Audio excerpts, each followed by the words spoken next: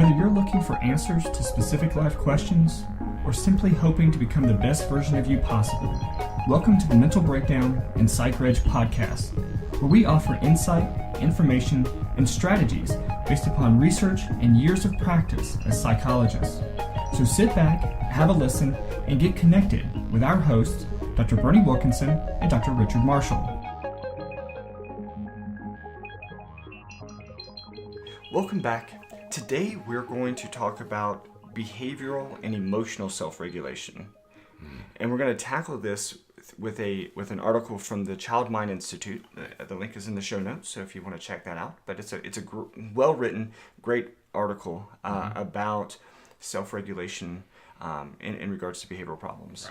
Right. And so let's cover a few sort of background things. Right.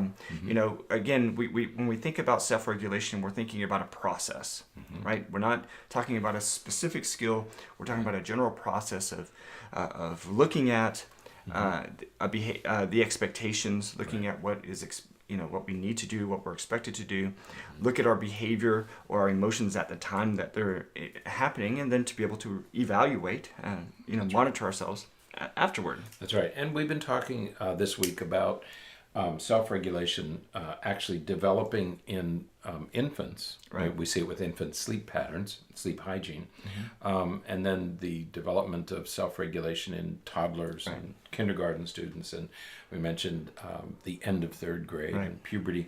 So we talk about self-regulation across the lifespan, and the way they define it is that self-regulation is the ability to manage your emotions and behavior. And I think the last part is just as important, in accordance with the demands of the situation. Right. And so, if you're going to go to school, you have to be able to manage the demands. And the demand is you have to get along with other kids and you have to do what your teacher asks you to do. Right. And so to be able to manage those two things, and who doesn't want their child to be able to work with other kids, well with other kids, to get along with other children, and to know that you have to do what you're asked to do by the adult in the room. I mean, I think all of us want that. You don't want your child to be fighting against others, whether they're peers or adults. Okay? Yeah. And I think that this is, of course, how it relates with all the other ways we've talked about self-regulation this week. And that is, you have to recognize when you're in different settings, you have to recognize the expectations of those different settings. That's right. And you have to look at your behavior to determine if your behavior is appropriate for those different settings. That's right. And you may have to change your behavior based on the setting that you're in. Right. And there are a lot of factors that go into that, and we'll talk about some of those things. But, these are all important aspects of the process of developing, the process of exercising self-regulation. Yeah. So.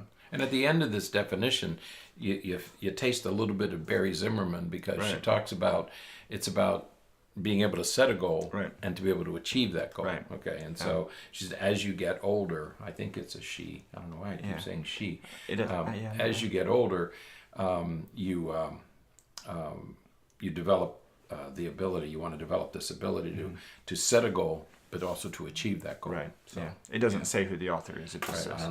So let's talk for just a moment about what dysregulation is. Right. Because we think about emotional dysregulation often, and we've talked about it before. But when we think about emotional dysregulation, what we're talking about, again, isn't necessarily a single specific thing. Right. We could be talking about, and we are often talking about, people who have a skill to do something, to be able to do something, but don't do it. Right. That's an emotional dysregulation, and being able to recognize the expectation of your environment and call upon the skills and behaviors necessary to meet those expectations. So it could be that. It could be a skill development issue. A person may be dysregulated because they don't have the ability, they don't have the skills necessary to regulate. But this whole issue of dysregulation is, what's happening with dysregulation? Right. You say, well, it's just the opposite. Well, there are components, again, and you may have a single component, but typically what people talk about with dysregulation is students who are unable to react appropriately. Right. One of these writers said that an emotional meltdown is simply an inappropriate response to some stimulation. Right. Okay, so and it is. Okay, and so the problem is that you can't control your response to a situation or to. Right. And again, I go back to your situation last night, where you have the stimulus, which is sitting in a parking garage for an hour. Yeah. And so you had to be able to rein whatever feelings you were having then to be able to rein them in. Okay, so you had to be able to regulate your emotions and not let them control you. Right. Yeah, absolutely. Because that's what we always say to kids. We say it to children and adults. You don't want your emotions to control you. You want to control your emotions. Right. So dysregulation is the inability to keep your emotions in check, to keep your emotional responses in check. To meet the expectations of the setting that To you're meet in. the expectations of the setting. Right. Okay? So. And one more thing. Oh yeah. In its extreme form, there's a diagnosis. Right. Developmental mood dysregulation disorder. Right. Now in DSM-5.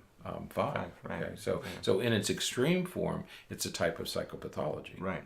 Yeah, and we're getting to that now, because what we're going to talk about is why some kids struggle with self-regulation. Right. And part of that is because one possible reason is because of a mental health diagnosis. They could have a mental we went through that this morning. You and I were talking about it earlier, about all the disorders that we see in children. Many of them are disorders of dysregulation, ADHD, of the inability to regulate your emotions. right.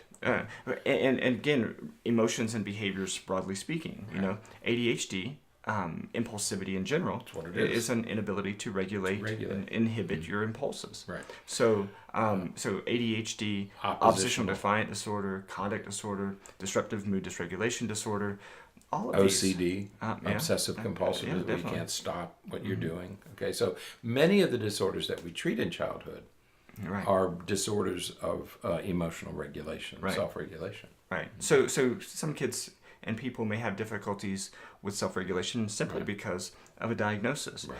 We talked before about temperament. Temperament is another thing that could contribute to poor self-regulation. And it's not your fault. I mean, this is who you are. This Right. is your temperament. You happen to be hyper-reactive. Okay? It doesn't make it okay. No. It doesn't mean that we're not going to work to adjust it and to modify it, but No, it's like when kids come in and say, well, I have bipolar disorder. Well, no, that's not how it's going to work. Right. Yes, you have bipolar disorder, but it means we have to do things a little bit differently with you. But no, it doesn't make it acceptable. Right. And then of course the other is more environmental things like parenting and things like that. We can't say it enough that if a parent is dysregulated, if they're you're going to- modeling it, they're going to teach their kid to be dysregulated. yeah, the kids are going to do what they see, Right. and they're going to do what they're told. If we speak to them and say, and no, you can't do that, they internalize that speech. We talked about it earlier in the week. But so it's not just what parents model and what they say, but it's also how if parents give their children the opportunity to learn self-regulation. You can't learn to self-regulate if everything is done for you. Right. You can't learn how to self-regulate if you are being controlled by an over-controlling parent. Right. And I think it's I understand the temptation for parents of middle school students or even late elementary school students to keep their kids organized. Okay, I understand all that. But at some point, you have to turn that job over to your children. Sometime after third grade, you have to turn that job over to your children. Parents can't keep doing it because you're denying your child the opportunity to ever learn it. Right. You don't want them to go off to college. You don't even want them to go to high school. But certainly you don't want them to go to college if they can't do it themselves. Right, absolutely. So let's talk a little bit about how we teach self-regulation skills. And going along with exactly what you were just talking about, we have to afford our kids the opportunity to learn it. And we can do that through something called scaffolding. Right. Scaffolding is creating the opportunities or allowing for an opportunity where your child learns a skill with your support. Right. They're still expected to do it. They're still expected to engage in the behavior, but you're there to support, and so it's safe. It's if they fail, if they have a difficult time, you're there to pick it up and help them move on. Yeah, scaffolding is like what we use in buildings. The workers stand on a scaffold, which allows them to move around a little bit more. And so and provide structure and support. So what you're doing as a parent is you're providing structure and support. Notice we didn't say you're providing. So it's not, you should not be doing the job. Right. You should be supporting your child so your child can do the job. Right. Okay. Right. Yeah. So as parents, we have to avoid the temptation of just taking the responsibility and taking control, because we want to. Right. We don't want our kids to fail. We don't want them to have a hard time with some of this, but we have to resist that urge of taking that responsibility from them. So we have to scaffold and give them that opportunity. And there's so much room between doing it for them and letting them fail. Right. It doesn't have to be a dichotomy. It doesn't have to be a dichotomous decision. Right. There's plenty of room between, well, I'm going to let them fail, or I'm going to do it for them. Right. Okay. Don't succumb to either. Right. Find that middle ground and provide the support that they need so that they can do it themselves. Now, one of the things that they mention here that I really like is the idea of practice runs. Yes. Because we talk about it in different ways, but I don't know that we really specifically refer to them as practice runs. But I love the idea of creating situations for them to practice. Right. Well, what struck me about this is that, honey, you have to practice your piano. Right. We have soccer practice tonight. Yeah. Right. Isn't self-regulation at least important as soccer practice or football practice or band practice or any other kind of practice? We have these abilities that we practice to get good at. Right. Well, practice it. Give your kids an opportunity. Self-regulation is at least as important as an athletic ability, I would think. Yeah. And so do these practice runs. Years ago, when we had kids who had temper tantrums in grocery stores, and we used to say to the parents, well, just make an arrangement with the manager, and someday when you really don't need to go grocery shopping and you're feeling particularly powerful, take your child into the grocery store just for a teaching lesson. Right. It's a practice run. Yeah. Practice what you're going to do when you are grocery shopping. And it might take 2 or 3 or 4 visits, but eventually your child's going to get it. Yeah. It's at least as important as hitting a baseball or a tennis ball or anything else. Yeah.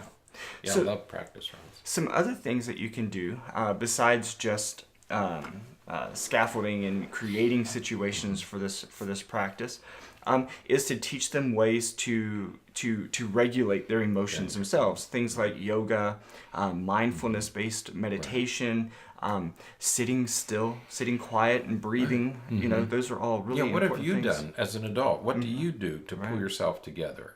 Do you go outside and walk around? Do you run? Do you go hit a punching bag? Whatever's worked for you could work for your children, but you have to give them instruction in how to bring themselves back to calm. Right. How do you get to calm? And you have to teach your kids how to do these things.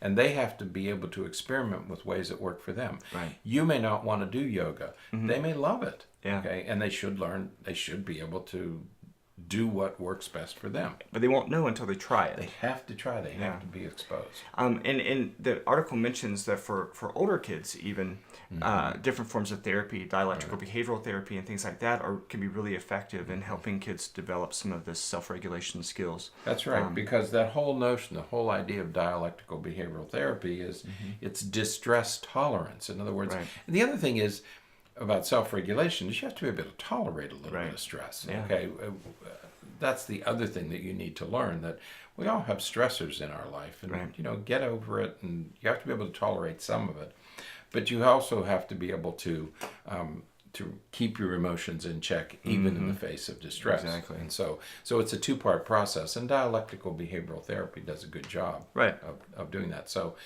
there are ways to deal with this in older children as well. Absolutely. And adults. Absolutely. So all right. Good. So it's a little bit about... Don't outsource your self-regulation. That's right. Don't let your children outsource their self-regulation. I love that. So, all right. That is it for today.